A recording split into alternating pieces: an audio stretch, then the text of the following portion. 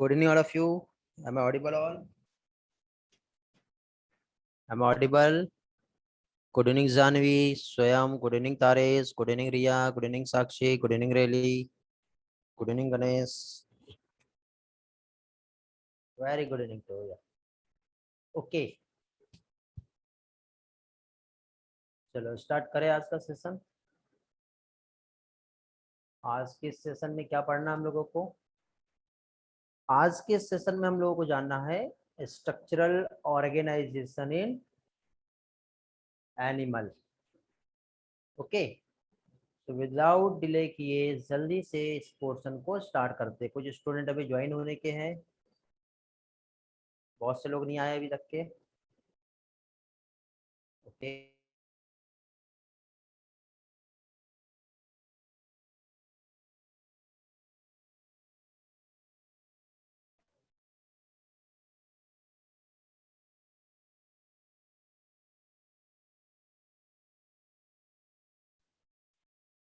Okay, तो structural organisation in animal जो है ये अभी हम लोग स्टार्ट कर रहे हैं। तो बेटा देखो, इसमें बहुत सारा पोर्शन जो है डायरेक्ट टू डायरेक्ट कंसेप्ट पर है। मतलब कंसेप्ट ऐसे है कि सिर्फ विजुअलाइजेशन होना चाहिए इसका। क्या चीज? विजुअलाइजेशन। यदि विजुअलाइजेशन हो गया तो सारी चीजें आपको अच्छे से समझ में आ जाएगी। ठीक है बेटा, और इसमें इसके दो पार्ट है जो हम लोगों को यहाँ पर स्टडी करना है। टू पार्ट मीन्स जिसमें फर्स्टली हम लोगों को यहाँ पर जो देखना है वो आएगा क्या चीज? Animal tissue. एनिमल टिश्यू में epithelial tissue, connective tissue, muscular tissue और लास्ट में आता है न्यूरल टिश्यू। तो बेटा ये जो टिश्यू की यदि हम बात करें तो इसमें न्यूरल टिश्यू हम लोगों का नर्वस सिस्टम हुआ है, उसमें हम लोग पढ़ चुके हैं। Muscular tissue locomotion and movement में, ये वाला पार्ट मैंने समझा दिया हूँ। कनेक्टिव टिश्यू में हम लोगों ने ब्लड और स्केलेटल सिस्टम में बोन्स का स्टडी हम लोग यहाँ पे कर चुके हैं। मतलब बेटा देखो, अल्टीमेटली यदि आप देखें तो ये जो चैप्टर है, इस चैप्टर में पार्ट 1 जहां पे हम लोगों को एनिमल टिश्यू का स्टडी करना है, इसमें कनेक्टिव टिश्यू, मस्कुलर टिश्यू और नर्वस टिश्यू हो चुका है। ओके, तो भी हम लोग एक बार ये तीनों भी जो टिश्यू के टाइप्स हैं इनका हम लोग यहाँ पर रिवीजन करेंगे। और मेन यहाँ पे जो हम लोगों को समझना है वो क्या है? इपिथेलियल टिश्यू, ये हम लोग देखेंगे। तो पार्ट 1 में बेटा हम लोगों को ये टिश्यू का स्टडी करना है, जो आज के सेशन में हम कंप्लीट कर लेंगे। फिर इसके बाद नेक्स्ट सेशन जो आता है जिसमें हम लोगों को एनाटॉमी देखना है। किस चीज की एनाटॉमी देखना है? कॉकरोच की, क्योंकि अर्थवॉर्म की हम बात करें तो आपके नीट के सिलेबस में नहीं है। फ्रॉग की हम बात करें तो फ्रॉग भी नीट के सिलेबस में नहीं है, तो ये वाला पार्ट हम डायरेक्टली छोड़ सकते हैं, no need to learn. But anatomy of cockroach जो है ये हम लोगों को यहाँ पर स्टडी करनी है। समझ गए बेटा? तो विदाउट डिले किए जल्दी से स्टार्ट करते हैं हम लोग आज का आगे का सेशन, जिसमें सबसे पहले हम लोग यहाँ पे जानेंगे कि टिश्यू जो है ये क्या होता है। तो जैसे कि यहाँ पर आप इपिथेलियल टिश्यू, कनेक्टिव टिश्यू, ये जो हम देख रहे हैं यहाँ पर, ये जो नाम हम लोग देख रहे हैं ये क्या है? तो देखो बेटा, टिश्यू मतलब ग्रुप ऑफ सेल्स। ठीक है, सेल्स का आपस में ग्रुप होता है। ये देखो आपको यहाँ पे सेल्स दिख रही है। इस तरह से जब सेल्स आपस में ग्रुप में जब प्रेजेंट होती है तो ये जो ग्रुप ऑफ सेल्स जो है, क्या चीज? सिमिलर सेल्स, उसके स्पेसिफिक फंक्शंस हो सकते हैं और ओरिजिन हो सकता है। तो ये क्या कहलाता है? ये कहलाता है टिश्यू। ओके, क्या कहलाता है बेटा? ये कहलाता है टिश्यू। तो अभी हम लोग यहाँ पे एनिमल टिश्यू का जो हम स्टडी कर रहे हैं, तो एनिमल टिश्यू में सबसे पहले हम लोग एपिथेलियल टिश्यू जो है ये हम देखेंगे। एपिथेलियम मतलब हमारी जो लाइनिंग होती है, ठीक है, जैसे स्टमक का लाइनिंग कह लो, गैस्ट्रोइंटेस्टाइनल ट्रैक्ट का आप लाइनिंग कह सकते हैं, या फिर हमारा जो डर्मिस जो स्किन होता है उसका आउटर मोस्ट प्रोटेक्टिव लेयर होता है। तो ये जो हमारा जो फ्री सरफेस होती है, जिससे हमारा बॉडी जो है फेस, बॉडी फ्लूइड या आउटसाइड एनवायरनमेंट के जो कांटेक्ट में है, तो ये जो आपस में जो सेल्स रहती है, ग्रुप ऑफ सेल्स, जिससे एक टिश्यू का फॉर्मेशन होता है जो प्रोटेक्टिव फंक्शन में इन्वॉल्व होता है, तो इस टिश्यू को कहते हैं इपिथेलियल टिश्यू। क्या कहते हैं बेटा इसे? इससे कहते हैं इपिथेलियल टिश्यू। समझ गए इपिथेलियल टिश्यू क्या होता है? चलो, तो इसके कुछ और टाइप्स भी हम देख लेते हैं। कहाँ प्रेजेंट होता है? तो जितना भी हमारा बॉडी है या बॉडी पार्ट है उसकी आउटर मोस्ट कवरिंग या इनर लाइनिंग होती है, जैसे gastro intestinal tract, urinogenital tract. Okay, यदि आप इनकी बात करें तो इनकी जो इनर लाइनिंग जो होती है वो किसकी बनी होती है? इपिथेलियम लेयर होती है। और ये जो टिश्यू होता है इसमें सेल्स जो रहती है वो कॉम्पैक्टली पैक्ड होंगी, ये देखो कॉम्पैक्टली पैक्ड रहेंगी। और इंटरसेलुलर स्पेस वैसे तो होगा नहीं, और रहा भी तो बहुत ही कम। इंटरसेलुलर स्पेस मतलब सेल्स के बीच में गैप, ये देखो ये इस तरह से सेल्स हैं, ये सेल्स के बीच में यहाँ पे जो गैप दिख रहा है, और ये यहाँ पे देखो आपको ये जो सेल्स दिख रही है इसमें कोई गैप दिख रहा है क्या? नहीं, बट इसमें गैप है बट छोटा सा, तो इसको क्या कहते हैं? Little intercellular matrix. ठीक है, ये प्रेजेंट होता है। तो इपिथेलियल टिश्यू दो टाइप के हो सकते हैं, एक या तो वो सिंगल लेयर ऑफ सेल से बना हुआ है और दूसरा मल्टी लेयर ऑफ सेल से बना हुआ है। सिंगल लेयर ऑफ सेल से जो बना है उसे सिंपल टिश्यू कहते हैं, और जो मल्टी लेयर से जो फॉर्म होगा वो क्या कहलाएगा? ये कहलाता है कंपाउंड टिश्यू। ठीक है, सिंपल और कंपाउंड। सिंपल मींस सिंपल है, बहुत ही सिंपल है, बहुत ही सिंपल मतलब only single layer of cells जो है इस तरह से फॉर्म होगा। कंपाउंड में ये सेल्स का ऐसा मल्टी लेयर होता है ये। तो जब ये मल्टी लेयर ऑफ सेल से ये बनेगा तो इसको क्या कहते हैं? कंपाउंड टिश्यू कहते हैं। समझ गए?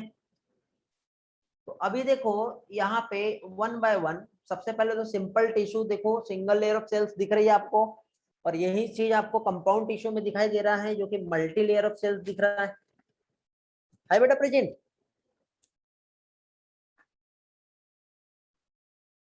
ओके, अब सिंपल टिश्यू के भी कुछ टाइप्स होते हैं। सिंपल टिश्यू में देखो सेल्स, एक तो एक स्क्वेमस इपिथेलियम लेयर होती है, एक क्यूबॉइडल इपिथेलियम लेयर होती है। क्यूबॉइडल मतलब क्यूब के समान होती है। ओके, कॉलमनर मींस क्या हो जाएगा? कॉलम के समान सेल्स होंगी। स्क्वेमस मींस इरेगुलर बाउंड्री होती है इस तरह से। तो ऐसे थ्री टाइप की यहाँ पे सेल्स प्रेजेंट होती है, तो उसके अकॉर्डिंग टिश्यू को जनरली थ्री कैटेगरी में क्लासिफाई किया है: कॉलमनर इपिथेलियम, क्यूबॉइडल इपिथेलियम और स्क्वेमस इपिथेलियम। हो गए तीनों भी चीजें। अब इसके बाद देखो सिंपल टिश्यू क्या देखे हम लोगों ने? Single layer of cells present होगा।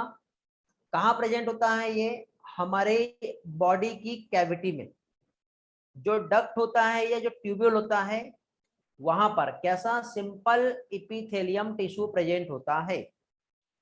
ठीक है, based on structural and modification of cells, simple tissue के हमने थ्री टाइप्स देखे: क्यूबॉइडल, कॉलमनर और squamous epithelium. Okay, squamous, cuboidal और कॉलमनर, ये याद रखना है। समझ गए? ये कहाँ कहाँ पढ़े हम लोगों ने? देखो स्क्वेमस इपिथेलियम हम लोगों ने ब्रीथिंग एंड गैसेस एक्सचेंज पढ़े थे, याद है? जो एल्वियोलाई होती है और इधर हमारा ब्लड कैपिलरी होता है, याद है? तो ये जो ब्लड कैपिलरी और एल्वियोलाई की यदि हम बात करें तो एल्वियोलस में स्क्वेमस इपिथेलियम और कैपिलरीज में भी स्क्वेमस इपिथेलियम होता है। समझे? ऐसा इरेगुलर बाउंड्री वाला फ्लैट सेल्स इसमें जो है प्रेजेंट होता है, जो हमारे ब्लड वेसल्स की वॉल या फिर हमारा लंग्स की जो एल्वियोलाई है यहाँ पे प्रेजेंट होता है। क्या कर रहा है? इधर से ऑक्सीजन लेके इधर पास कर रहा है, इधर से कार्बन डाइऑक्साइड लेके इधर पास कर रहा है, मतलब exchange of gases. Diffusion boundary form करता है, गैसेस एक्सचेंज में ये इन्वॉल्व होगा। किसमें इन्वॉल्व रहेगा ये? गैसियस एक्सचेंज में। समझ गए? ओके, अब सेकंड आता है बेटा क्यूबॉइडल एपिथेलियम। क्यूबॉइडल एपिथेलियम की हम बात करें तो देखो ये हमारा जो नेफ्रॉन है, दिख रहा है नेफ्रॉन? नेफ्रॉन में ये हम लोगों ने प्रॉक्सिमल कन्वोल्यूटेड ट्यूबुल्स पढ़े थे। ये ऐसा नेफ्रॉन है, नेफ्रॉन में ये जो प्रॉक्सिमल कन्वोल्यूटेड ट्यूबुल होती है यहाँ पर भी इस तरह से कुछ सेल्स प्रेजेंट होती है जो क्या करती है? रीअब्जॉर्प्शन, सब्सटेंस को इधर से रीअब्जॉर्ब करती है। Very good. तो proximal convoluted tubule, distal convoluted tubule, वहां पे क्यूब के समान ग्लैंड्स प्रेजेंट होती है। ठीक है, क्यूब के समान सेल्स प्रेजेंट होती है। तो कहाँ प्रेजेंट होता है? नेफ्रॉन का जो ट्यूबुलर पार्ट होता है और डक्ट ऑफ ग्लैंड। देखो इसको याद रखने के लिए ऐसे याद रख सकते हो, DOG dog, TONI dog, Tony, एक डॉग का नाम है जिसका नाम है टोनी। तो tubular part of nephron, duct of gland. काम क्या है इसका, काम क्या है, सिक्रेशन और एब्जॉर्प्शन, रीएब्जॉर्प्शन में हेल्प करता है और कुछ सब्सटेंस को सिक्रेट भी करता है। क्योंकि देखो ये जो क्यूबॉइडल माइक्रोविलाई जो यहाँ पे प्रेजेंट है क्यूब के समान सेल्स, तो इसमें इस तरह से हेयर लाइक स्ट्रक्चर भी प्रेजेंट होता है जिसको सिलिया कहते हैं। और जब इसमें सिलिया प्रेजेंट होता है तो उस इपिथेलियम को सिलिएटेड इपिथेलियम कहेंगे। ठीक है, यहाँ पे क्या होता है, माइक्रोविलाई प्रेजेंट है और माइक्रोविलाई का रोल ही है एब्जॉर्प्शन करना, समझ गए। लेकिन जिसमें सिलिया प्रेजेंट होगा तो वो क्या हो जाएगा, सिलिएटेड इपिथेलियम। पहले कॉलमनर देखते फिर सिलिएटेड पे आएंगे। तो बेटा इसमें सेल्स देखो ऐसा टॉल और सिलेंडर टाइप से कॉलम के समान सेल्स दिखाई देंगी। जो न्यूक्लियस, इसकी वजह से जो न्यूक्लियस है बेस में प्रेजेंट होगा बेटा, बीचों बीच में नहीं रहेगा, आइट साइड न्यूक्लियस है। देखो इधर साइड में उधर साइड में न्यूक्लियस प्रेजेंट रहेगा।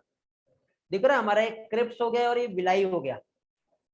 ठीक है, तो कॉलम के समान स्ट्रक्चर है जो विलाई की तरह काम कर रहा है। हमारा स्टमक और इंटेस्टाइन की जो लाइनिंग होती है वो कॉलमनर इपिथेलियम से बना होता है। इसका काम भी सिक्रेशन और एब्जॉर्प्शन दोनों भी है। क्या कर रहा है ये, सिक्रेशन और एब्जॉर्प्शन दोनों में इन्वॉल्व हो रहा है। व्हाट अबाउट सिलिएटेड इपिथेलियम, देखो क्यूबॉइडल सेल्स और कॉलमनर सेल्स जो होती है यहाँ पे इस तरह से सिलिया भी प्रेजेंट होते हैं। कहाँ प्रेजेंट होंगे सिलिया, तो देखो बेटा ये हमारा ब्रीथिंग एंड गैसेस एक्सचेंज पढ़े थे हम लोगों ने, याद है, ये इस तरह से। तो ये देखो जो हमारा ट्रैकिया होता है, ठीक है, जस्ट वेट, हम इसको यहाँ पे समझते हैं। देखो जैसे कि क्या कहें, ये जो हमारा ट्रैकिया है, यदि कोई फॉरेन पार्टिकल यहाँ से इधर आता भी है तो यहाँ पे ऐसे सिलिया प्रेजेंट होते, याद है। तो डस्ट पार्टिकल जैसे सपोज यहाँ पे आया तो सिलिया को पकड़ के इधर आगे धकेल देगा, अंदर आने नहीं देता। ओविडक्ट में अभी हम लोगों ने रिसेंटली पढ़े, ओविडक्ट याद आ रहा है, याद आ रहा है ना बेटा।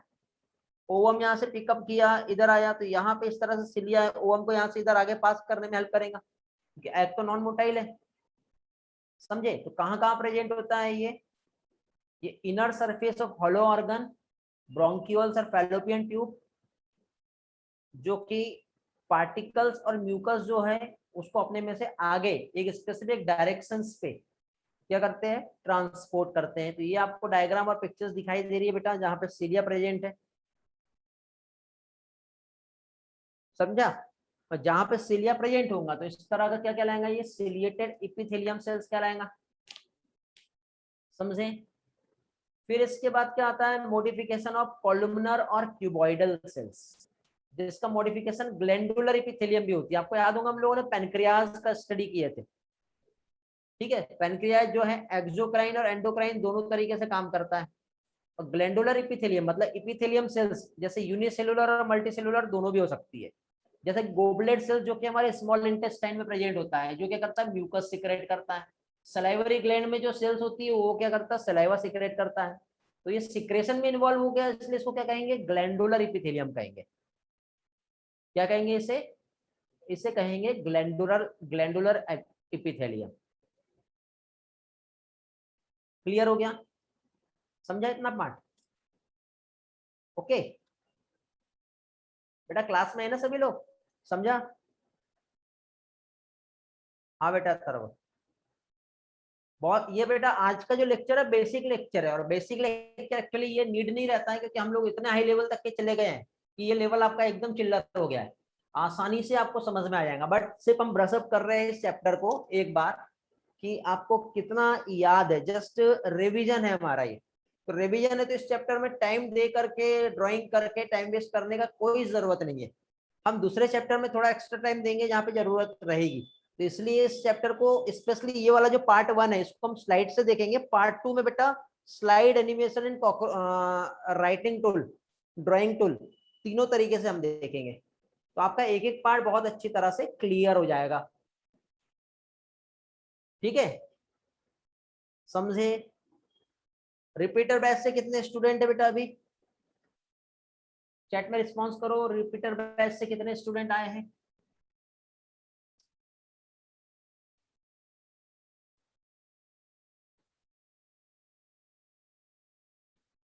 है कि कोई नहीं है?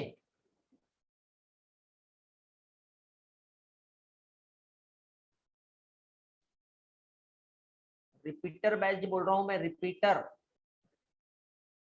बेटा ये बहुत सारे बैच का है बेटा, नहीं हुआ है बेटा गणेश चैप्टर बैच 3-4-5 में। रिपीटर बैच का रिवीजन हो रहा है, बैच 1-2 में हो गया है शायद, 3-4-5 में नहीं हुआ है। वैसे देखा जाए तो चैप्टर किसी भी बैच में नहीं हुआ है, इस चैप्टर के नाम पे नहीं हुआ है, बट हम लोगों ने लेवल ही इतना ही कर लिए कि इसके बहुत सारे पार्ट अलग अलग चैप्टर में पढ़ लिए। ओके, चलो आगे बढ़े। हाँ, तो बेस्ड ऑन क्या कह सकते हैं अभी, सिक्रेशन इन नेचर, सिक्रेटरी जो सेल्स होता है उसके अकॉर्डिंग यदि हम देखें तो ग्लैंड्स जो होती है सिक्रेटरी के अकॉर्डिंग, ग्लैंड एक्सोक्राइन और एंडोक्राइन दो होती है। एंडो मतलब जिसमें डक्ट नहीं होता तो इसका सिक्रेशन डायरेक्टली ब्लड में जाएगा और ये स्पेशली हार्मोन प्रोड्यूस करते हैं। और जब डक्ट की हेल्प से सिक्रेट होता है तो वो एक्सोक्राइन कहलाता है। ठीक है, जैसे म्यूकस सिक्रेट करेगा, saliva, ear wax, oil, milk, digestive enzyme, जितना भी हमारा डाइजेस्टिव जूस जो सिक्रेट हो रहा है वो किससे होता है, एक्सोक्राइन ग्लैंड से होता है। जितने भी हमारे हार्मोन जो सिक्रेट होते हैं वो किससे होते हैं, एंडोक्राइन ग्लैंड से होते हैं। ओके, ये देखो बेटा हमारा tears, saliva, sweat, sebum, pancreas से जो सिक्रेशन आ रहा है, लीवर से जो सिक्रेशन आ रहा है, तो पेनक्रियास दोनों भी है, एंडोक्राइन और एक्सोक्राइन। बाकी एक्सोक्राइन ग्लैंड्स हम देखेंगे, adrenal gland, thyroid gland, pituitary gland, तो ये सारे कैसे हैं, एंडोक्राइन हो गए। तो ये था हमारा first epithelium tissue, that is first type. अब हम कंपाउंड इपिथेलियम क्या होता है वो हम देख लेते हैं बेटा। फर्स्ट हम लोगों ने सिंपल इपिथेलियम पढ़ लिए, इपिथेलियम का सिंपल इपिथेलियम हो गया। अब कंपाउंड इपिथेलियम मतलब multi layer of cells. Okay, exam में क्वेश्चन कैसे आते मालूम है, कौन सा टिश्यू कहाँ प्रेजेंट होता है ये मालूम होना चाहिए। तो अब देखो कंपाउंड इपिथेलियम का रोल सिक्रेशन और एब्जॉर्प्शन में बहुत कम होता है, स्पेशली इसका जो रोल है ये प्रोटेक्टिव फंक्शन है। जैसे हमारा आउटर सरफेस जो ना स्किन का जो ड्राई सरफेस है वो कंपाउंड इपिथेलियम का बनता है, बकल कैविटी का जो मॉइस्ट सरफेस है वो कंपाउंड का बना है, हमारा फेरिंग्स जो है कंपाउंड का है, इनर लाइनिंग जो होता है सलाइवरी ग्लैंड का या फिर पेनक्रेटिक डक्ट, ये सारे के सारे जो रहते हैं ये कैसे हैं, कंपाउंड इपिथेलियम से बने होते हैं। क्यों, क्योंकि यहाँ पे जो सेल्स रहती है वो मल्टी लेयर ऑफ सेल्स रहती है। कैसे होती है यहाँ पर सेल्स, यहाँ पर सेल्स जो है ये मल्टी लेयर होती है। ओके, अब मल्टी लेयर तो ऑब्वियसली जितना भी केमिकल या मैकेनिकल जो स्ट्रेस आने वाला है तो उससे जो प्रोटेक्शन चाहिए वो प्रोटेक्शन जो है वो हमें जो मिलेगा वो किससे मिलेगा, कंपाउंड इपिथेलियम से मिलेगा। किससे मिलेगा ये मिलेगा कंपाउंड इपिथेलियम से। ओके, चलो इसके बाद देखो अब सेल्स जो होता है इनके बीच में जो टिश्यूज जो होता है उनके बीच में जंक्शंस होता है, और जंक्शन जो होता है ये एक स्ट्रक्चरल और फंक्शनल यूनिट है, ये लिंक होता है आपस में दो सेल के बीच का।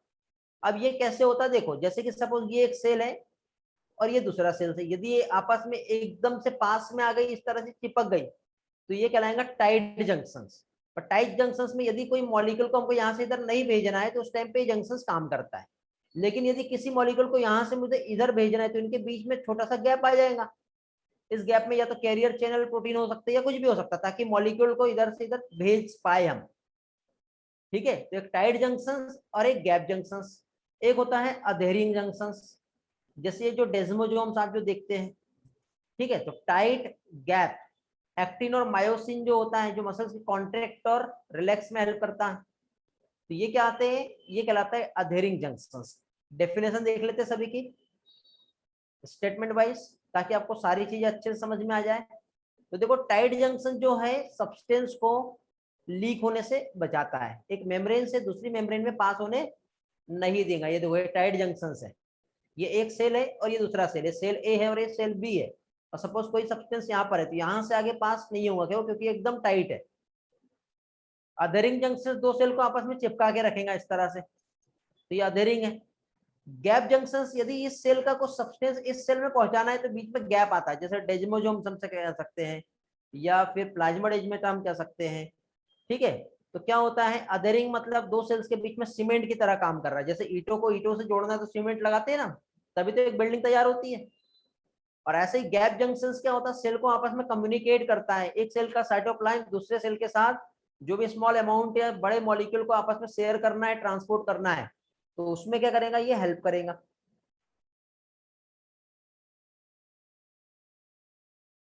समझे? रिस्पॉन्स करो सभी लोग, जितने भी लोग क्लास में हैं। ये वाला पार्ट समझ गया सभी को?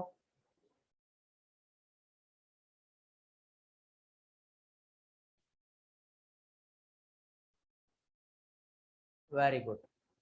नीनद बेटा, कौन सा पार्ट नहीं समझा वो पूछो, बाकी सभी लोगों को समझ में आ गया। नीनद, आपको क्या नहीं समझा, पूछो बेटा।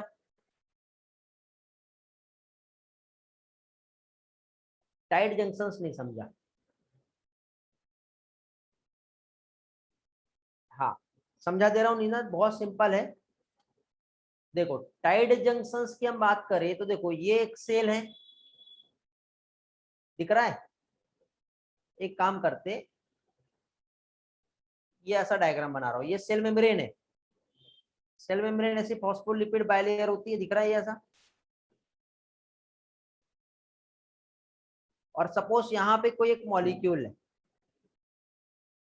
और ये मॉलिक्यूल कोई एक टॉक्सिन्स है, और गलती से यदि ये टॉक्सिन्स यहां से, यदि इनके बीच में ऐसा गैप आ गया, मान लो यहाँ पर क्या आ गया, इनके बीच में यहाँ पर यदि ये इस तरह से गैप आ गया, तो ये टॉक्सिन्स जो रहेगा वो क्या होगा, इजिली बाहर से सेल के अंदर चला जाएगा। बट इसको अंदर नहीं लाना है, तो इनके बीच में ये सेल्स आपस में एक दूसरे के साथ ऐसे चिपक के रहेगी। तो इस तरह से यहाँ पे जो जंक्शंस बनेगा वो क्या हो रहेगा, टाइट। तो किसी भी सबसे, अब कोई सेल का अंदर का जैसे साइटोप्लाज्म या कोई मिनरल्स है, ये लीक भी तो हो सकते हैं ना, लीक होकर बाहर भी जा सकते हैं, बट बाहर जा रहे हैं क्या, नहीं। तो वो एकदम टाइटली बॉन्डेड है सेल्स, तो सब्सटेंस को अपने में से एक्सचेंज होने नहीं देगा, तो दोनों भी तरीके से बेनिफिट मिलेगा। तो ये कहलाता है टाइट जंक्शंस। नीना, समझा?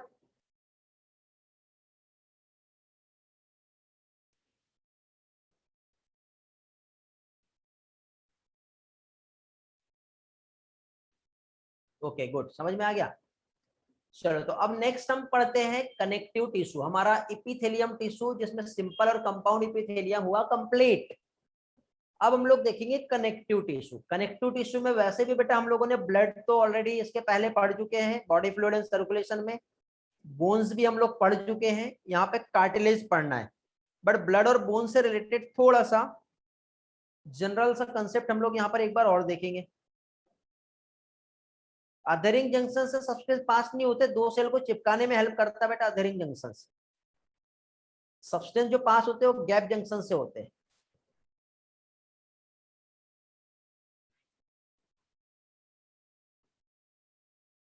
तो अब हम लोगों को क्या देखना है यहाँ पर, कनेक्टिव टिश्यू क्या होता है।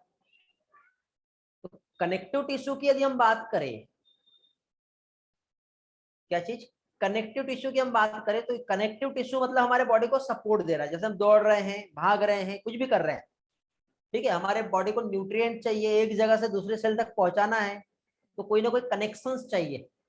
तो वहां पे जो लिंक और सपोर्ट में जो हेल्प करता है, जो टिश्यू अदर टिश्यू और ऑर्गन के लिए जो आपस में कम्युनिकेशन में हेल्प करेगा, एक लिंकिंग की तरह या एक सपोर्ट की तरह, उस टिश्यू को हम कनेक्टिव टिश्यू कहते हैं। और ये कॉम्प्लेक्स एनिमल में मोस्ट एबंडेंट होता है। Very very important question, complex animal में मोस्ट एबेंडेंट कौन सा टिश्यू होता है, ये आपसे पूछा जा सकता है, तो ये आपको मालूम होना चाहिए। समझे?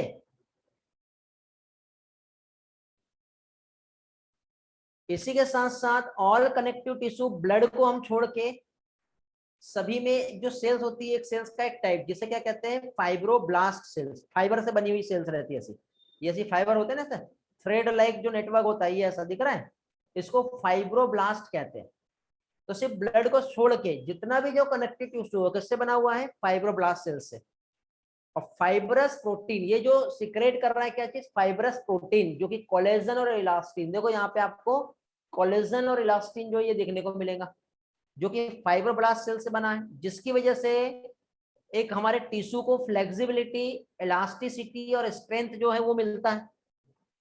साथ ही साथ सेल्स जो है यहाँ पे कुछ मॉडिफाइड पॉलीसेकेराइड सिक्रेट करता है, जैसे मैट्रिक्स कहते हैं, जो सेल्स के बीच में, फाइबर के बीचों बीच में, ये यहाँ पर ऐसा एक्युमुलेट हो जाता है, यहाँ पर एक फ्लूइड रहता है बेटा, जिसे हम मैट्रिक्स कहते हैं, ये सेल के बीचों बीच में आकर के ऐसा क्या होगा, ये इस तरह से एक्युमुलेट हो जाएगा। समझ गए? क्या देख रहे हैं हम लोग, कनेक्टिव टिश्यू हम देख रहे हैं। ओके, तो कनेक्टिव टिश्यू के जनरली टाइप्स देखे तो यहाँ पर 3 टाइप के होते हैं बेटा। एक जिसे हम कहते हैं लूज कनेक्टिव टिश्यू, लूज में एक आता है एरियोरल कनेक्टिव टिश्यू, दूसरा आता है adipose connective tissue. Adipose connective tissue means जो हमारे फैट सेल्स जो होता है वहां पे स्टोर होता है, जैसे हमारा थाई जो होता है वहां पे, या जहां पर फैट जो स्टोर होता है वो एडिपोज टिश्यू होता है, ये लूज कनेक्टिव टिश्यू का टाइप है।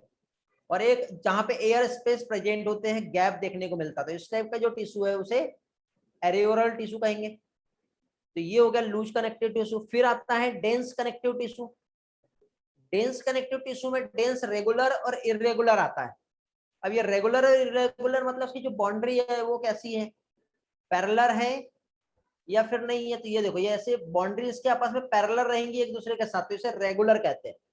और यहाँ पे ये ऐसे जिगजैग मैनर में ऐसे कैसी भी रहती है इसकी बाउंड्री, तो उसे रेगुलर कहते हैं, बट ये डेंस है। और ये एक स्पेशलाइज कनेक्टिव टिश्यू आता है जिसमें कार्टिलेज, बोन्स और ब्लड आता है। तो ये वाला पार्ट तो आप जानते हो, ये वाला पार्ट हम लोगों को यहाँ पे रिवाइज करना है क्या है। डोंट वरी, सारी चीजें मैं एक्सप्लेन करूंगा, ठीक है। तो यहाँ पे कार्टिलेज, बोन्स और ब्लड, ये सारी चीजें आप बहुत अच्छे से जानते हो, ठीक है। बट हम लोग यहाँ पर सारे पार्ट अच्छे से देखेंगे।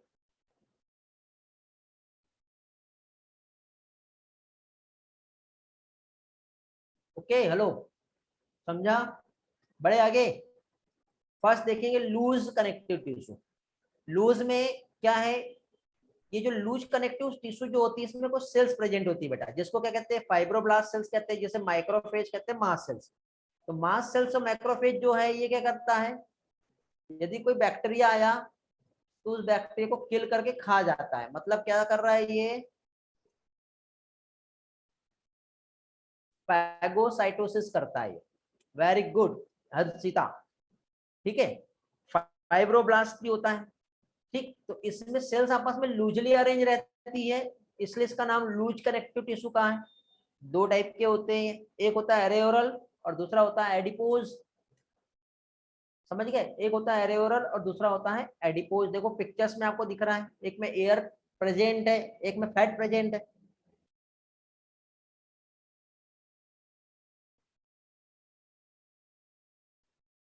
अब एरेओरल जो टिश्यू यहाँ पर आप देख रहे हो, क्या देख रहे हो आप, एरेओरल टिश्यू, लूज कनेक्टिव टिश्यू के हम टाइप्स देख रहे हैं।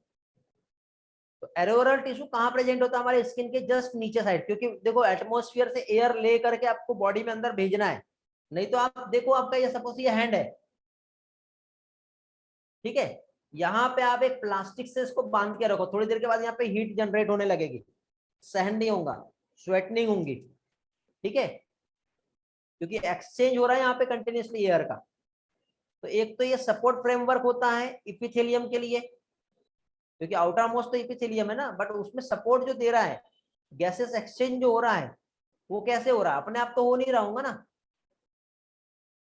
समझे? तो ये कैसे हो रहा है ये हम लोग यहाँ पर देख रहे हैं,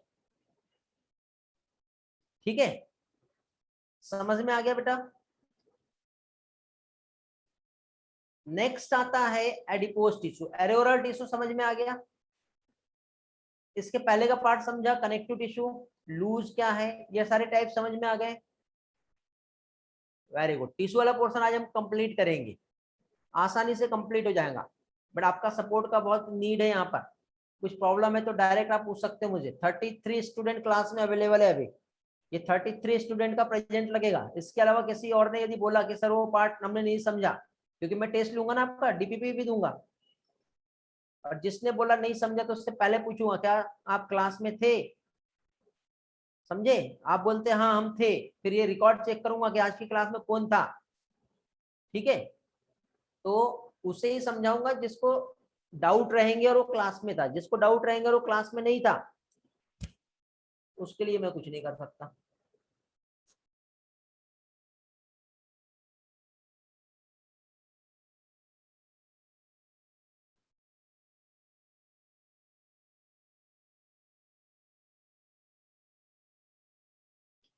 चलो विदाउट डिले किए आगे बढ़ते हैं। लूज कनेक्टिव टिश्यू हमने देखे। एडिपोज टिश्यू जो है ये भी स्किन के नीचे होता है, ये फैट स्टोर करता है, और इस टाइप की जो सेल्स होती है उसे एडिपोसाइट कहते हैं। ज्यादातर न्यूट्रिएंट जो रहता है उसको पकड़ के ये फैट में कन्वर्ट करता है, और वो टिश्यू में जाकर क्या होता है, स्टोर हो जाता है। समझ गए, टिश्यू में जाके क्या होगा, ये स्टोर हो जाता है, ठीक है। तो डेंस कनेक्टिव टिश्यू जिसमें फाइबर और फाइब्रोब्लास्ट प्रेजेंट होते हैं, जो कॉम्पैक्टली पैक्ड होते हैं। देखो डेंस रेगुलर आता है इसमें, और एक डेंस इरेगुलर। रेगुलर में पैरेलल आपको यहाँ पे सेल्स दिखाई दे रही है, यहाँ पर जिगजैग कैसे भी रहेगा। तो इस तरह से दो टाइप है। तो यहाँ पे डेंस कनेक्टिव टिश्यू में आपको रेगुलर दिखाई दे रहा है बेटा यहाँ पे, ठीक है। रेगुलर पैटर्न ऑफ फाइबर रहेंगे, कोलेजन फाइबर प्रेजेंट रहता है एक रॉ के बीच में, बट वहां पे पैरेलल बंडल ऑफ फाइबर्स रहेंगे। जैसे लिगामेंट और टेंडन्स जो होते हैं, इनके बीच में जो प्रेजेंट होता है वो क्या होता है, डेंस रेगुलर कनेक्टिव टिश्यू होता है, ठीक है। क्या होता है, रेगुलर। टेंडन्स क्या होता है, हम लोगों ने लास्ट लेक्चर में पढ़े बेटा अभी कुछ दिनों पहले ही, जो स्केलेटल मसल्स को बोन से अटैच करता है। और लिगामेंट जो है एक बोन को दूसरी बोन से अटैच करता है, याद आ रहा है, पढ़े थे हम लोगों ने। अब डेंस इरेगुलर क्या होता है ये देख लेते हैं हम लोग। तो इरेगुलर में देखो, इरेगुलर पैटर्न ऑफ फाइब्रोब्लास्ट रहेगा यहाँ पे। देखो इसका कोई पैटर्न ही नहीं है, इसके पहले पैरेलल था। मोस्टली यहाँ पे कोलेजन आता है जो हमारे स्किन में प्रेजेंट होता है, समझे। तो ये डेंस इरेगुलर कनेक्टिव टिश्यू हो गया। फिर नेक्स्ट आता है कार्टिलेज। कार्टिलेज में आप देखो नोज का जो टिप होता है, आपका ईयर पिन्ना जो होता है, या फिर टू बोन्स के बीच में आप जो देख रहे हो, ठीक है। ये सारा जो स्ट्रक्चर है ये किससे बना हुआ है, कार्टिलेज से। कार्टिलेज सॉलिड भी होता है और प्लीएबल भी होता है। क्यों, क्योंकि इसमें केमिकल प्रेजेंट होता है कॉन्ड्रोइटिन सॉल्ट, जो कंप्रेजन, जो बोन को घसता है ना, ये तो कंप्रेजन को क्या करता है, रेजिस्ट करता है, समझे। कार्टिलेजिनस, कार्टिलेज जो सेल्स होती है जिसे कॉन्ड्रोसाइट्स कहते हैं, जिसके अंदर एक छोटी सी कैविटी होती है बेटा। ये देखो कंप्लीट एक सेल्स दिख रही है आपको, कॉन्ड्रोसाइट्स, इसके अंदर कैविटी जैसे लेक्यून कहते हैं, ठीक है। ये मैट्रिक्स है, मैट्रिक्स के अंदर छोटा सा कैविटी दिख रहा है। Most of the cartilage vertebrate embryo जो होता है वो रिप्लेस होता है बोन्स इन एडल्ट में। जैसे कि छोटा जो बच्चा होता है ना, एम्ब्रियो, एम्ब्रियो में जो वर्टिब्री जो होती है वो कार्टिलेज की बनी होती है, लेकिन हमारे इसमें जो वर्टिब्रल कॉलम जो फॉर्म हुआ है वो किसका बना हुआ है, बोन्स का बना हुआ है। कार्टिलेज जो हमारा नोज का टिप, आउटर ईयर, जो हमारा ज्वाइंट्स होता है, जो हमारे लिम्स है और जो हैंड्स है एडल्ट के, वहां पे प्रेजेंट होता है, समझे। अब बोन्स क्या होता है देख लो, तो बोन्स हार्ड और नॉन प्लीएबल मैट्रिक्स से बना हुआ है। क्या होता है यहाँ पे, कैल्शियम सॉल्ट से ये रीच होता है, कोलेजन फाइबर यहाँ पे प्रेजेंट होते हैं, और इसकी वजह से बोन्स में एक अच्छी स्ट्रेंथ देखने को मिलती है। बोन्स के सेल को ऑस्टियोसाइट्स कहते हैं, जैसे ऑस्टियोसाइट्स हो गया। इसके बीच में जो स्पेस आपको देखने को मिल रहा है वो क्या कहलाता है, लेक्यून कहलाता है, समझे। यहाँ पे ये नहीं देखना कौन सा बोन कैसा क्या, बट फंक्शंस क्या होते हैं बोन के, स्ट्रक्चरल फ्रेमवर्क होता है, हमारे बॉडी और सॉफ्ट टिश्यू को प्रोटेक्ट कर रहा है। जैसे यहाँ पे लंग्स है, इधर किडनी है, तो ये हमारा जो बोनी स्केलेटन है वो क्या करेगा, ऑर्गन को प्रोटेक्ट करेगा, लोकोमोशन मूवमेंट में हेल्प करता है। बोन्स में बोन मैरो प्रेजेंट होता है, जहाँ से आरबीसी का प्रोडक्शन होता है, ब्लड का फॉर्मेशन होता है, समझे? तो ये जो हो गया, क्या हो गया, ये हमारी बोन्स। ब्लड आप लोग बहुत अच्छे से पढ़े हो सर्कुलेटरी सिस्टम में। एक हमारा फ्लूइड कनेक्टिव टिश्यू, एक फ्लूइड है जो कनेक्टिव टिश्यू, जिसमें प्लाज्मा, आरबीसी और डब्ल्यूबीसी होती है, प्लेटलेट्स होता है। हमारे सर्कुलेशन की हेल्प से अलग अलग सब्सटेंस को एक जगह से दूसरी जगह क्या करेगा, ये ट्रांसफर करेगा, just like a courier boy. तो ये हो गया ब्लड। अब आता है मस्कुलर टिश्यू। मस्कुलर टिश्यू भी लास्ट चैप्टर जो हम लोगों ने लोकोमोशन एंड मूवमेंट कंप्लीट किए है लास्ट वीक में, ठीक है, उसमें मैंने जितना भी पार्ट मसल्स का पढ़ाया हूँ वो सारी चीजें यहाँ पे आती है। तो इसको भी हम लोगों को अभी रिवाइज करना है, समझे बेटा? अरे फास्ट तो नहीं हो रहा है, क्लास में है सभी, रिस्पॉन्स करो।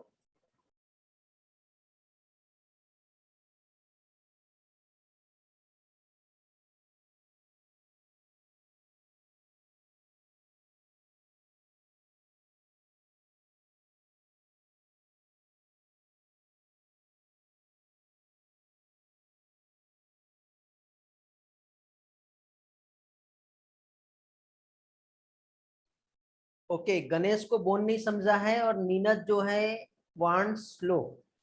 स्लो मतलब मेरा वॉइस लाउड आ रहा है या स्पीड अप हो रहा है नीनत? स्लो का मीनिंग क्या समझू? स्पीड अप हो रहा है, ठीक है, स्लो कर लेते हैं बेटा हम लोग।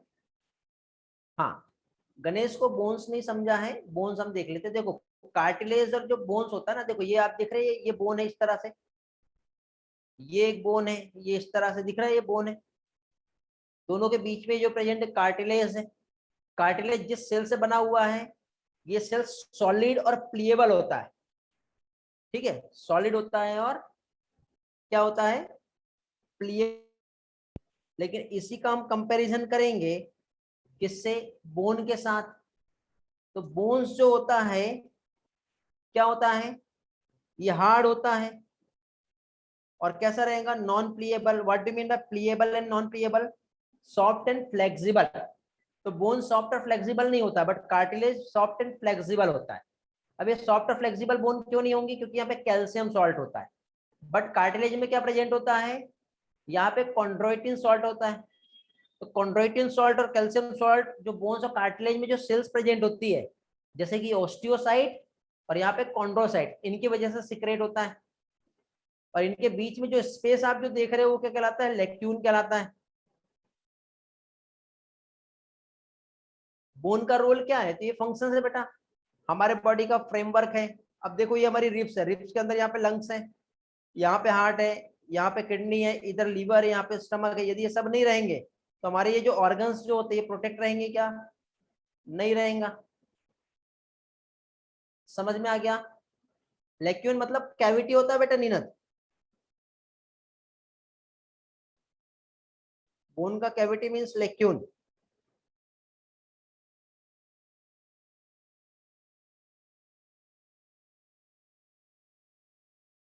डायग्राम में बताऊं?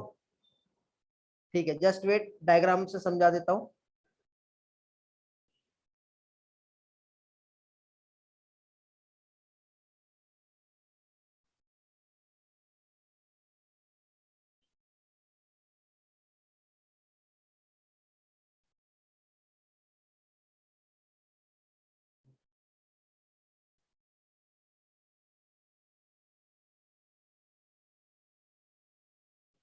एक मिनट बेटा, रेडीमेड पिक्चर नहीं है मेरे पास, ठीक है, उसमें समझा देता हूँ आपको, जस्ट वेट। यहाँ पे सेट नहीं किया हूं मैंने।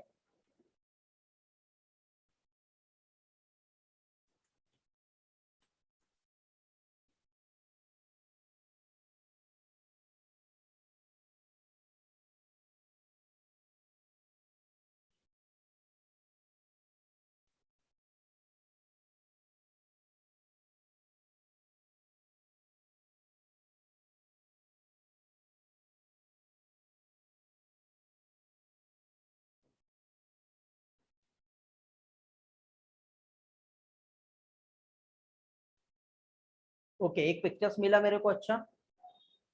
वैसे ये वाला पार्ट मैंने समझाया हूँ आपको, इसके पिक्चर्स में आया था, ठीक है, जस्ट वेट बेटा, क्लियर हो जाएगा। ये देखो नीना,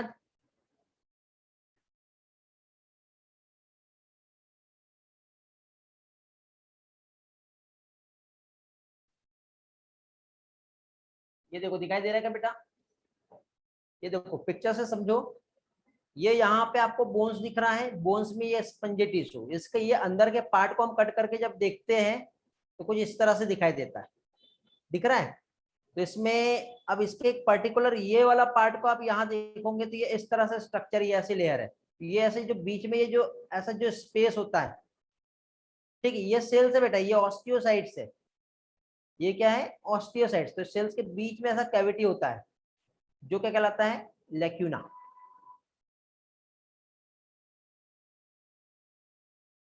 समझ गए, नीनत क्लियर हुआ बेटा, बड़े आगे,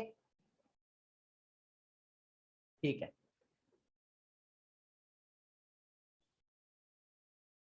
गणेश आपका क्लियर हुआ, कुछ पूछना है?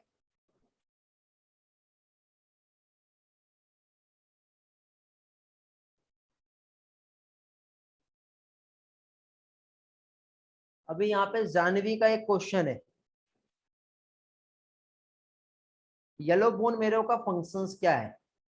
येलो बोन मेरो बेटा ये फैट को स्टोर करने में हेल्प करता है, और फैट स्टोरिंग जो सेल्स है जिसे हम एडिपोसाइट्स कहते हैं, तो जनरली एनवायरनमेंट में ये क्या करता है प्रोटेक्शंस प्रोवाइड करता है, ठीक है। और वैसे स्पेशली ये फैट स्टोरेज में इन्वॉल्व होता है।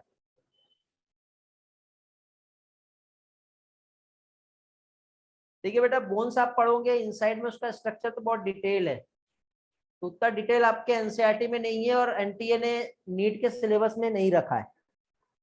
नहीं तो बोन्स में उसका एनाटॉमिकल स्ट्रक्चर हम पढ़ने जाएंगे तो उसमें बहुत सारी चीजें आती है, एक आता है हाइवेर्सियन कैनॉल, ठीक है, तो फिर बहुत सारी चीजें पढ़ना पड़ेगा, उतना नीड नहीं है। आप पढ़ना चाहते हो तो मैं आपको अलग से एक्स्ट्रा क्लास लेके समझा दूंगा। चलो मस्कुलर टिश्यू स्टार्ट करें। ये रिसेंटली हुआ है हमारा मस्कुलर टिश्यू जो हमारे मसल्स में प्रेजेंट है, visceral muscles, smooth muscles, cardiac muscles, याद आ रहा है। तो सबसे पहले हम स्केलेटल मसल्स देखते हैं। तो मसल्स जो है किससे बना है, मसल फाइबर से, उसको मसल सेल्स कहते हैं। ये देखो बेटा, ये मायोफाइब्रिल्स, याद आ रहा है, बंडल ऑफ मसल फाइबर जिसे क्या कहते हैं फेसिया। फिर मायो मसल फाइबर जो है वो किससे फॉर्म होता है, मायोफाइब्रिल्स से। ये इसके अंदर ये जो रहेगा ये क्या क्या रहेगा, मायोफाइब्रिल्स। एक कंप्लीट स्ट्रक्चर मसल फाइबर, उसके अंदर का एक सिंगल स्ट्रक्चर मायोफाइब्रिल, और वो किससे बना है, कॉन्ट्रेक्टाइल प्रोटीन से, एक्टिनोमायोसिन, याद आ रहा है। तो मसल फाइबर कॉन्ट्रैक्ट भी होता है और रिलैक्स भी होता है। मसल्स लोकोमोशन और मूवमेंट में क्या करती है, हेल्प भी करती है। ये सब पढ़ लिया हमने, समझे। तो ये वैसे ज्यादा टाइम नहीं लगेगा इसको पढ़ने में, बहुत आसान है। तो टाइप्स ऑफ मसल्स हम देखें तो मसल्स के 3 टाइप्स होते हैं। एक तो स्केलेटल मसल जिसे स्ट्रेटेड कहते हैं, जो हमारे कंट्रोल में होती है, जिसे हम वॉलेंटरी मसल्स कहते हैं। एक होता है स्मूथ जो कि नॉन स्ट्रेटेड है, विसरल मसल जो हमारे विसरल ऑर्गन में होती है, हमारे कंट्रोल में नहीं है ये। और जो मसल हार्ट में प्रेजेंट होती है उसे कार्डियक मसल्स कहते हैं, समझ गए। फिर जो स्केलेटल मसल्स है जो हमारे बोन से अटैच्ड होता है, तो वो टेंडन्स की हेल्प से अटैच्ड होता है, ठीक है। इसमें ऐसे छोटे छोटे बैंड्स जो देखने को मिल रहे हैं ऐसे, इसकी वजह से इसे स्ट्रेटेड मसल्स कहते हैं, क्यों, क्योंकि इसमें स्ट्रेशन प्रेजेंट है। और मसल फाइबर का जो बंडल है आपस में एक दूसरे के साथ ऐसे पैरेलल रहता है, ऐसा ये ऐसे एक दूसरे के साथ पैरेलल फैशन में होता है।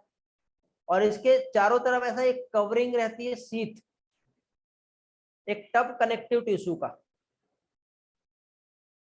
ठीक है, जो बंडल को आपस में बांध के रखती है मसल फाइबर को, समझे। ये यहाँ पे आपको ऊपर साइड दिख रहा है, इपीमाइसियम क्या होता है ये हम लोगों ने पढ़े, पेरीमाइसियम क्या होता है ये सब पढ़ लिए बेटा, है ना, पढ़े कि नहीं। तो अभी यहाँ पे इसके बाद इनवॉलेंट्री और फ्यूजी फॉर्म जो होता है, मतलब जो मसल्स होती है कौन सी, स्मूथ और स्ट्रेटेड। अभी हमने क्या देखे इसके पहले, स्केलेटल मसल्स देखे वॉलेंट्री, अभी क्या है स्मूथ जो कि नॉन स्ट्रेटेड या विसरल मसल होती है।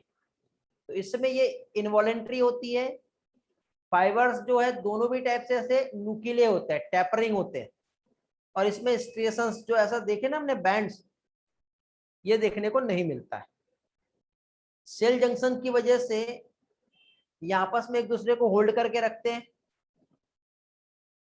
ठीक कहाँ प्रेजेंट होते हैं? जो हमारे इंटरनल ऑर्गन का जो वॉल होता है वहां पर, हमारे ब्लड वेसल्स में, स्टमक में और इंटेस्टाइन में, यहां पर जो है ये देखने को मिलते हैं। ठीक है, इसके बाद आता है नेक्स्ट कार्डियक मसल्स। ये भी इनवॉलेंट्री मसल्स है जो हमारे हार्ट में होती है। सेल जंक्शंस जो होता है आपस में फ्यूज होती है प्लाज्मा मेम्ब्रेन के साथ, ये देखो इस तरह से।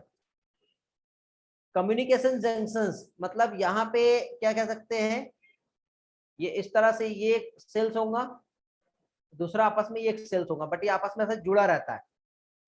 ठीक है, तो इनके बीचों बीच में इंटरकैलेटेड डिस्क भी होती है, बीच में गैप जंक्शंस होता है जिसकी वजह से ये सब्सटेंस आपस में एक्सचेंज भी कर सकते हैं। ओके, सिग्नल को रिसीव करके कॉन्ट्रैक्ट भी हो सकता है और साथ ही साथ नेबरिंग सेल्स को भी ये कॉन्ट्रैक्ट कर सकता है, तभी तो हार्ट पंप करता है। तो ये हो गया कार्डियक टिश्यू। इस तरह से हमारा मस्कुलर टिश्यू भी कंप्लीट हुआ। अब हम लोग यहाँ पर न्यूरल टिश्यू देखेंगे। ये भी हम लोगों ने नर्वस सिस्टम में रिसेंटली स्टडी किए हैं। ओके, इजी है ना बेटा? ये सब स्टडी कर लिया इसलिए इजी लग रहा है आपको। नर्वस टिश्यू जो कि न्यूरॉन से बना होता है, और न्यूरॉन जो है नर्वस सिस्टम का स्ट्रक्चरल फंक्शनल यूनिट होता है, जो हमारे कंट्रोल एंड कोऑर्डिनेशन जो होता है हमारे बॉडी का, उसके लिए हेल्प करता है। न्यूरॉन जो होता है वो एक्साइटेबल सेल्स है, मतलब इमीडिएटली करंट को रिसीव करके आगे पास कर सकता है, हमारे बॉडी को दे सकता है।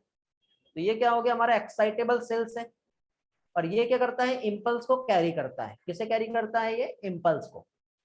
न्यूरॉन्स जो होता है ये प्रोटेक्टेड और सपोर्टेड होता है, मतलब न्यूरॉन के सराउंडेड को सेल्स होती है जिससे प्रोटेक्टेड होता है, उसे न्यूरोग्लियल सेल्स कहते हैं। क्या कहते हैं इसे? इसे न्यूरोग्लियल सेल्स कहते हैं। फिर इसी के साथ साथ न्यूरोग्लिया जो होता है, क्या चीज, नर्वस टिश्यू का more than half of the volume होता है बेटा। ओके, ये आपको याद रखना है। और इस तरह से अब एक ऑर्गन सिस्टम की हम बात करें तो देखो, एक सेल, सेल से बना टिश्यू, टिश्यू से बना एक ऑर्गन, उससे बना ऑर्गन सिस्टम, और उससे बना एक ऑर्गेनिज्म। ये कल भी मैंने आप लोगों को इकोलॉजी में पढ़ाया था, याद है? समझ गए? ये चाहे आप प्लांट की बात करो या एनिमल की, इस तरह से cells, tissue, organ, organ system और ऑर्गेनिजम्स। ठीक है, और ऑर्गन्स जो है वन और मोर टिश्यू से बना होता है, जैसे हार्ट जो है इपिथेलियम से भी बना है, कनेक्टिव टिश्यू से भी बना है, मस्कुलर टिश्यू से भी बना है, और न्यूरल टिश्यू से भी बना है।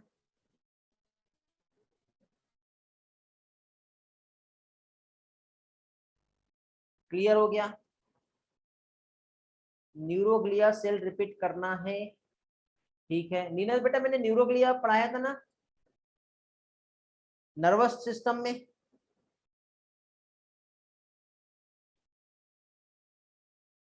बेटा जो एक ऐसी सेल्स जो न्यूरॉन्स को क्या करता है, सपोर्ट करता है, उसे न्यूरोग्लियल सेल्स कहते हैं।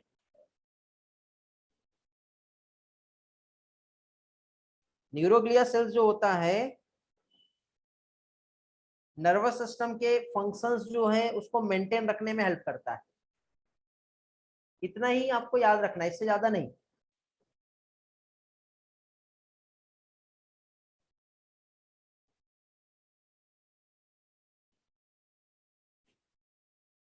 ठीक है,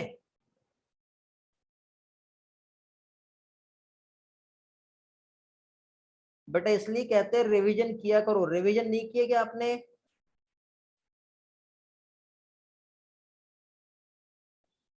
यार रिवाइज करके आया करो यार। अब हर चीज आप मुझसे ही एक्सेप्ट करोगे तो फिर प्रॉब्लम होगी। ठीक है, चलो आगे बढ़े अभी।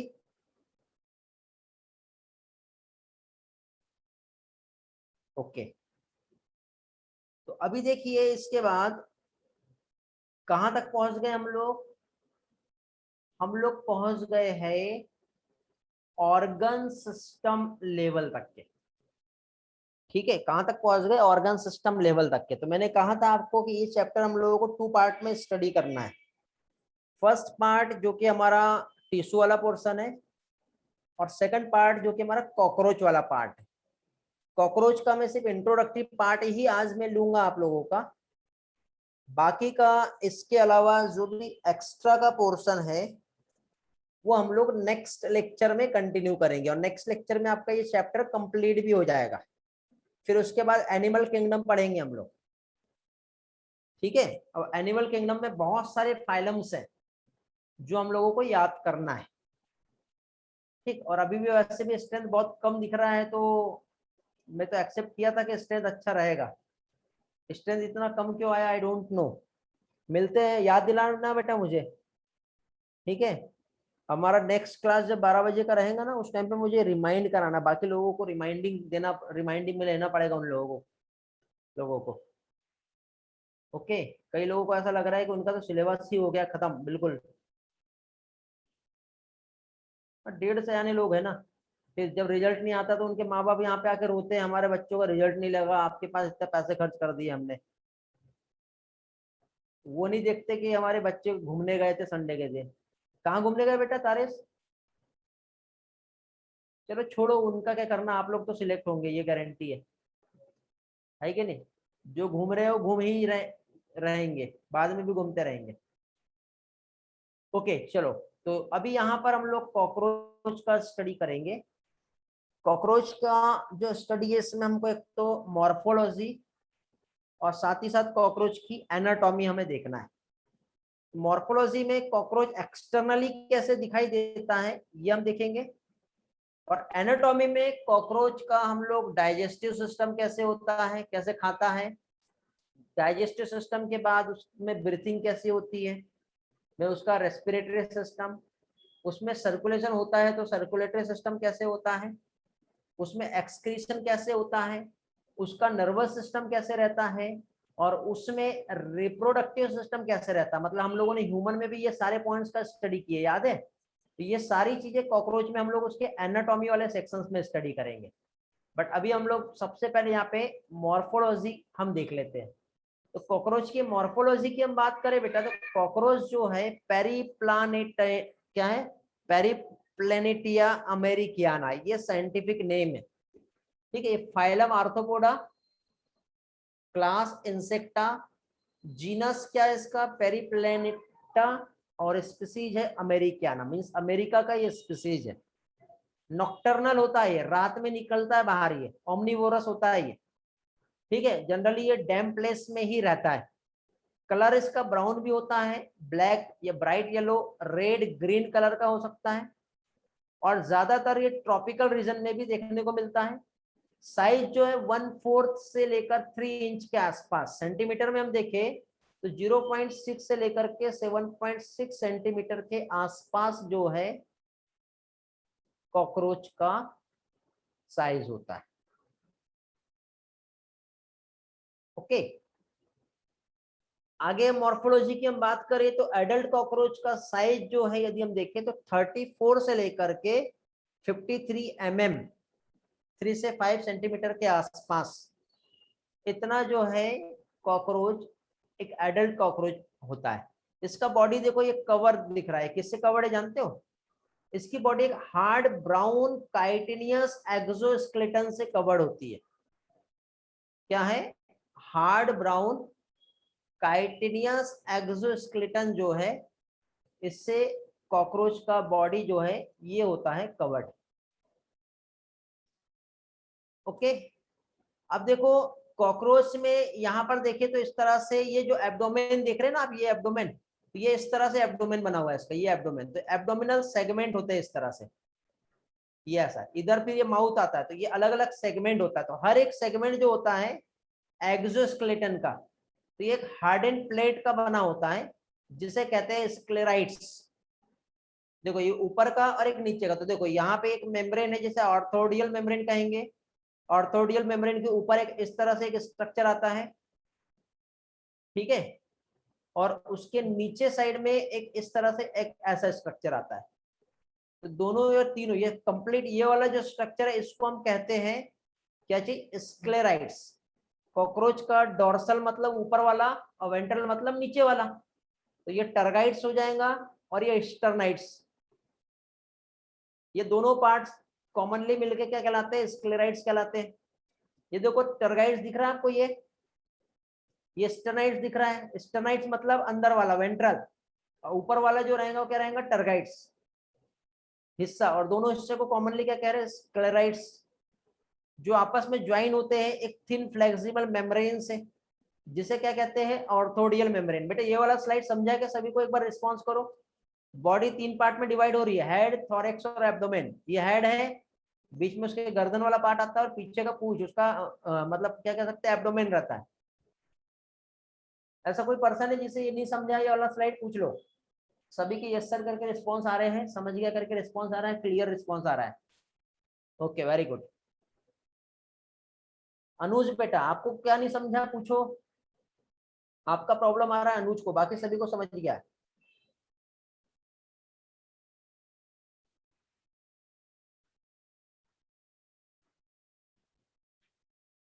अच्छा समझ गया, हाँ ऐसा लिखो ना बेटा, मैं कंफ्यूज होता हूँ फिर।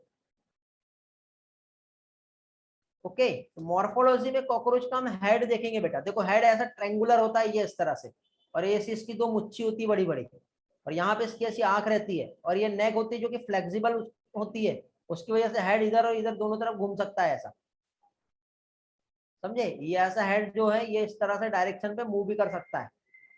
तो अभी देखिए यहाँ पे हेड जो रहेगा कॉकरोच का कैसा होता है, ट्रायंगुलर होता है, जो कि 6 सेगमेंट के फ्यूजन से बनता है। अब ये 6 सेगमेंट क्या आते हैं ये देख लेते पहले। 6 सेगमेंट के फ्यूजन होगा बेटा, ये देखो लेबियम, लेब्रम, ये अपर और ये लोअर, हमारा जो रहता है ना लीप, अपर लीप और लोअर लीप, लेब्रम, लेबियम, ये माउथ है इसका, ठीक है। क्या होगा, माउथ मीन्स इसका जो हेड है वो कैसा होता है, कि साइड में मैंडिबल रहेगा, अपर पेयर ऑफ मैंडिबल और पेयर ऑफ मैक्सिला, और ये बीचों बीच में आता है टंग, टंग को क्या कहते हैं, हाइपोफेरिंक्स। तो अपर लीप और लोअर लीप, 2 मैंडिबल, 2 मैक्सिलरी, एक टंग, ठीक है। इस तरह से इसका ये वाला जो है ये हेड देखने को मिल रहा है, और यहाँ पे एक आईज प्रेजेंट होती है, उसको कंपाउंड आई कहते हैं। कंपाउंड आई मतलब इसमें जो विजन होता है वो मोजेक विजन होता है। कैसा विजन रहता है इसमें, इसमें मोजेक विजन होता है, ठीक है। गणेश बेटा वो नेक्स्ट लेक्चर में होगा, डोंट वरी, टेंशन ना लो, अभी सिर्फ कंसेप्ट समझो।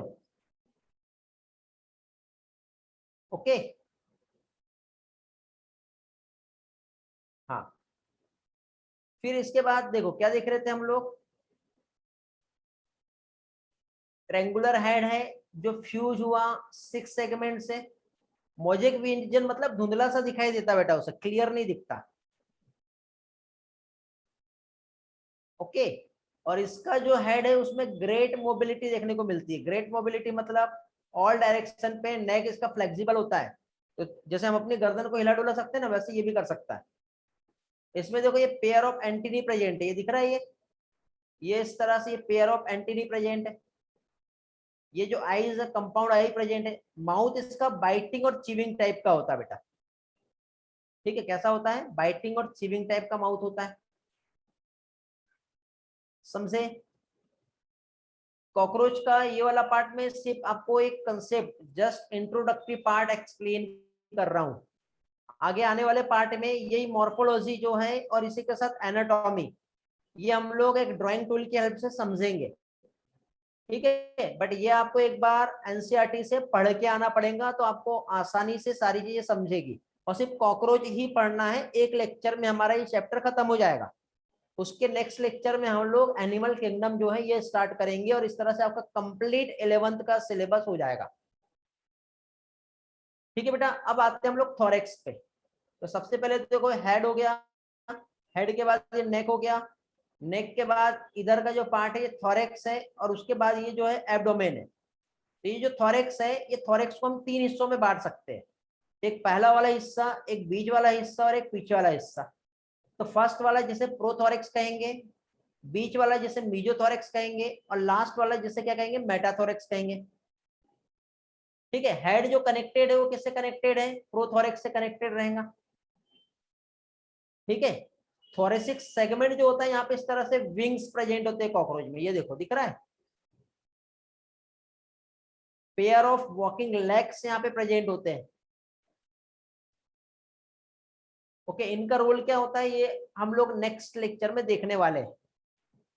ठीक है, मेटाथोरेसिक लेग दिख रहा है आपको, एक टेगमिना दिख रहा है जिसे फॉरविंग्स कहते हैं, पीछे वाले को हिंड विंग्स कहते हैं, जो कि एक फ्लोटिंग में हेल्प करता है और एक सिर्फ सपोर्ट करता है, एक एक उड़ने में उसको हेल्प करता है। तो जो फॉरविंग्स जो होता है बेटा, फॉरविंग्स मतलब जो सामने वाला ये दिख रहा है, ठीक है, जो कि ओपेक और डार्क कलर का लेदरी होता है, जो हिंड विंग्स को कवर करके रखा है। और हिंड विंग्स जिसे मेटाथोरेसिक कहते हैं, ये ट्रांसपेरेंट मेम्ब्रेन में होता है और इसमें कॉकरोच जो अपना फ्लाइट के लिए जो यूज करता है वो हिंड विंग्स की हेल्प से उड़ सकता है, फॉर विंग सिर्फ सपोर्ट के लिए होता है, समझे। तो ये कॉकरोच के pair of wings, for wings और हिंड विंग्स हो गए, जो कहाँ प्रेजेंट है, थोरेक्स में। तो ये हो गया इसका मॉर्फोलॉजी वाला पार्ट, समझे। अब ये एब्डोमेन जो है आपको आसानी से नहीं समझेगी अभी, ठीक है, एब्डोमेन वाला पार्ट थोड़ा सा एक्स्ट्रा लेके समझाना पड़ेगा। फिर एनाटॉमी हम चालू करेंगे जिसमें डाइजेस्टिव सिस्टम क्या होता है ये हम देखेंगे। आज के लेक्चर में हम लोग इतना ही पढ़ने वाले हैं, ठीक है। तो आज के लेक्चर का किसी को कुछ पूछना है तो आप पूछ सकते हो, अदरवाइज नेक्स्ट लेक्चर आपका कल इवनिंग में कोई क्लास है क्या आपका, 7:30 को है, ठीक है। तो नेक्स्ट लेक्चर आपका ट्यूसडे को रहेगा इवनिंग 7 o'clock। यार कोई बोल रहा नहीं है, कोई बोल रहा है, क्लियर करो क्या है, फिजिक्स का है।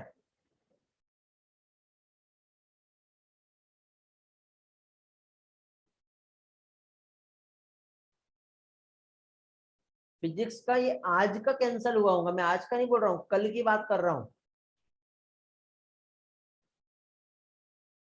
कल है ना, हाँ ठीक है। तो आपका नेक्स्ट क्लास ट्यूसडे को रहेगा।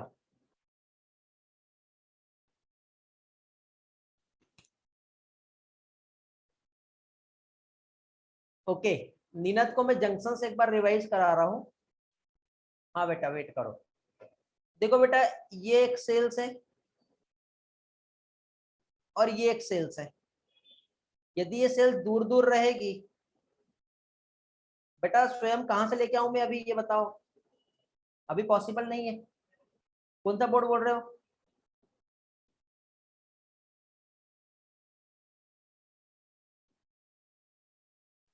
ओके। ये देखो ये दो सेल्स है, ये दो सेल्स दिख रहा है।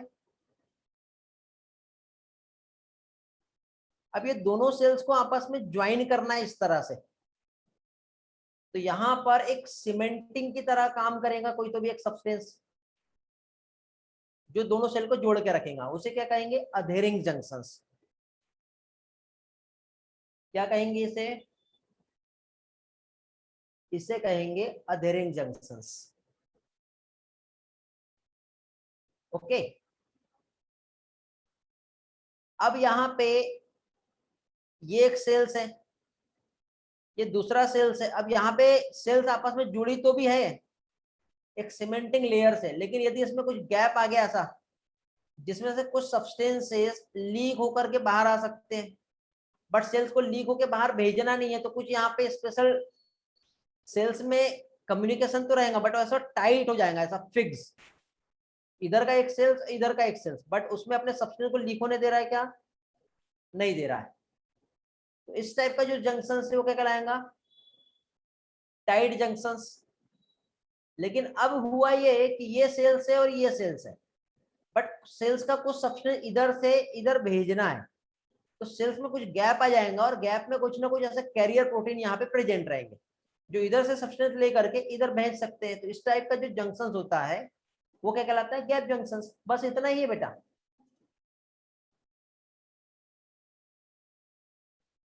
नहीं बेटा गणेश, ये पॉसिबल नहीं है।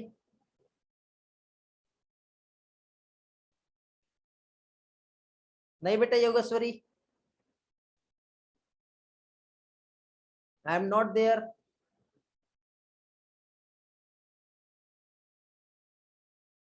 नीरज समझा के तीनों ही तो समझाया मैंने।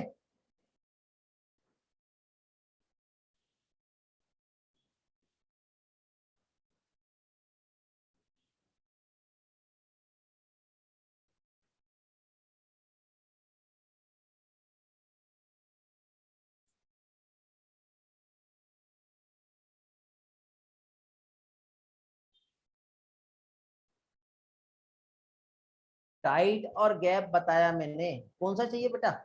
टाइट और गैप के बीच में अधेरिंग भी तो बताया, दो सेल को जोड़ के रखना है तो वहां पे एक सीमेंटिंग लेयर की तरह एक जंक्शंस काम कर रहा है, उसे अधेरिंग जंक्शंस कहते हैं। ये मैंने सबसे पहले समझाया। अभी भी प्रॉब्लम है बेटा नीरज तो मुझे कॉल कर लो। हो गया क्लियर? चलो ठीक है। योगेश्वरी बेटा आपको कुछ समझने में कुछ प्रॉब्लम हो रही है क्या?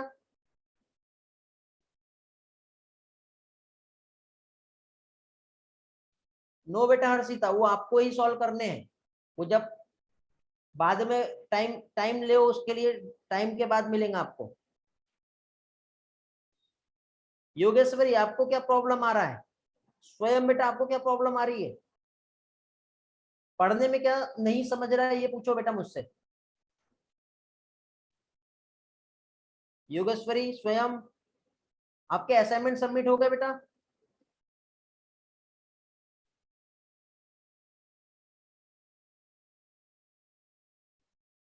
Okay good. योगेश्वरी स्वयं कोई भी रिस्पांस नहीं मिल रहा है। क्लास में हो आप लोग? नहीं है?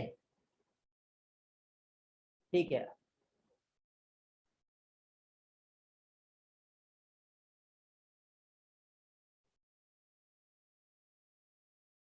बाकी सभी का क्लियर है। बेटा रेली कौन सा क्वेश्चन पूछ रहे हो, मैं नहीं समझ में आ रहा है यहाँ पर।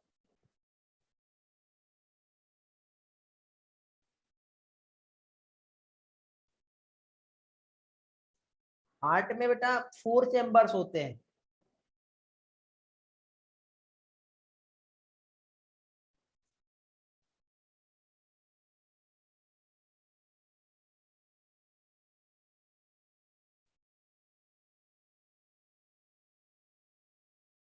बेटा ये डिपेंड करता है टॉपिक कैसा है उस पर डिपेंड करता है। आप ये पढ़ के आए हो स्वयं?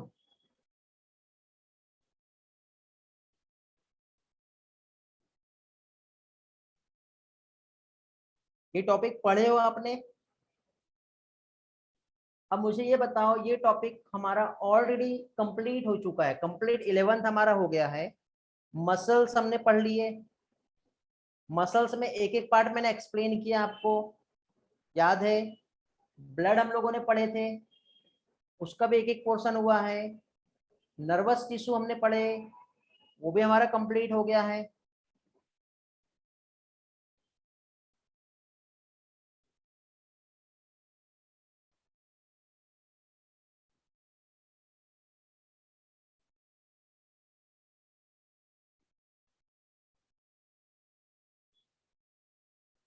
ओके।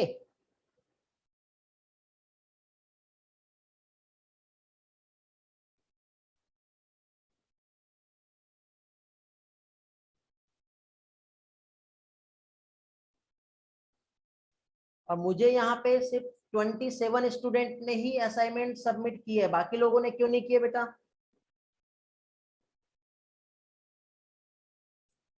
स्वयं बेटा आपको कोई डाउट है तो आप मुझे कॉल करो एक बार।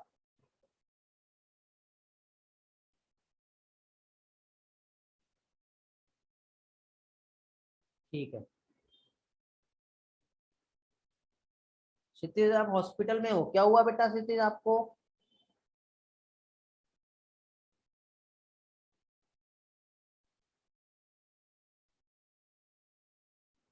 How many times meiosis mitosis?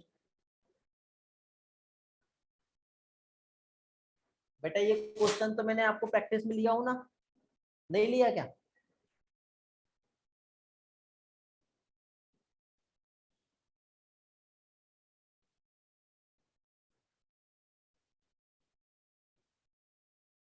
Male gamete, अब देखो ये क्वेश्चन आप टॉपिक से बाहर पूछ रहे हो, आप एक काम करो इसके लिए मुझे कॉल कर लो। आप नहीं थे उस टाइम पे? ठीक है, इसके लिए आप मुझे कॉल कर लो, कॉल पे समझा दूंगा। टेलीग्राम पे पोस्ट कर दो मुझे, वहां पे समझा दूंगा, या कॉल कर लो। स्वयं बेटा आपको ऐसा कौन सा पार्ट है जहाँ पे प्रॉब्लम आया अभी आज के लेक्चर में? देखो बेटा आज हम लोगों ने यहाँ पे ये वाला पार्ट पढ़े, ये एक एक पार्ट ड्राइंग से मैंने इसके पहले समझाया हूँ। ये देखो मसल्स फाइबर कैसे बनी होती मसल्स, उसके बाद ये कहाँ अटैच्ड होता है, उसके बाद ये कैसे क्या होती है मसल्स, ये सारी चीजें पढ़े हम लोगों ने। स्वयं योगेश्वरी क्लास में है क्या? ये बोन्स भी हम लोगों ने पढ़े हैं। ओके, आज का लेक्चर टोटल जो है ये पास्ट लेक्चर पर बेस्ड है। जैसे नर्वस टिश्यू की हम बात करें तो ये न्यूरॉन्स हमने पढ़े हैं, इसका स्ट्रक्चर पढ़े। तो आज का लेक्चर रिवीजन मोड पर है। रिवीजन मोड पे है तो हमको यहाँ पे डायरेक्ट टू डायरेक्ट उसका स्टेटमेंट देखना है। फिर मैंने क्या कहा, ये जो कॉकरोच वाला पार्ट है मॉर्फोलॉजी, जस्ट मैं एक ब्रीफ में ले रहा हूँ। इसके बाद ये वाला पार्ट हम लोग नेक्स्ट लेक्चर में समझने वाले हैं। अभी स्वयं का रिस्पॉन्स नहीं आ रहा, स्वयं क्लास में हो, योगेश्वरी क्लास में है, इन लोगों को प्रॉब्लम आया था। देखो योगेश्वरी बीच में से भाग गई, अब बताओ आधी क्लास में से भाग जाएगी तो अब मैं कैसे समझाऊंगा उसे और उसे कैसे समझेगा। स्वयं बेटा जहाँ पे प्रॉब्लम है पूछो, मैं एक्सप्लेन करता हूँ आपको अगेन। पर नहीं है प्रॉब्लम तो फिर हम आज का क्लास एंड करेंगे, आगे का पोर्शन नेक्स्ट लेक्चर में कंटिन्यू करेंगे।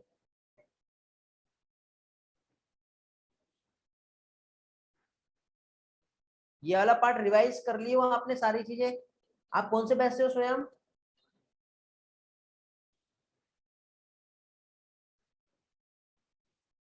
बैच 4 है।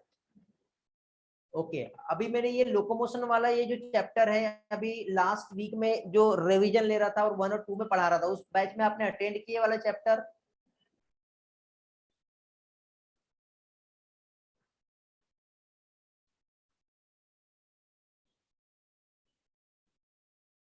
स्वयं अटेंड किए या नहीं किए? किए हो, फिर तो प्रॉब्लम नहीं आना चाहिए आपको। फिर भी कहीं प्रॉब्लम है तो पूछ लो, ये तो आपके लिए इजी होना चाहिए। डेंस रेगुलर टिश्यू मतलब जो सेल्स है आपस में एक दूसरे के पैरेलल रहती है बेटा।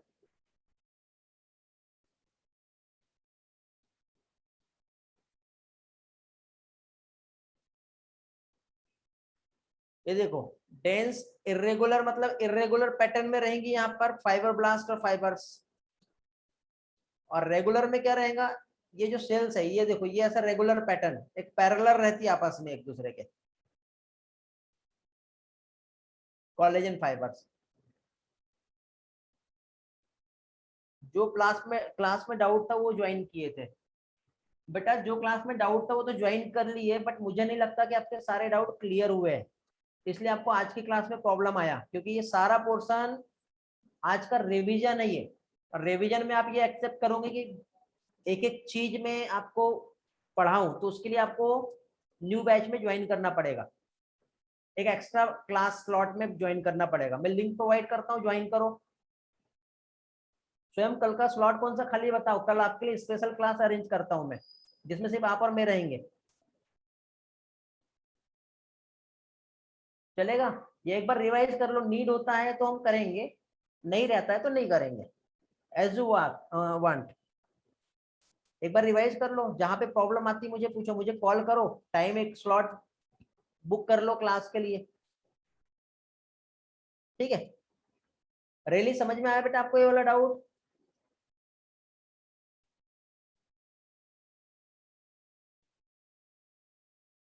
हो गया क्लियर? चलो तो एंड करें फिर आज का क्लास।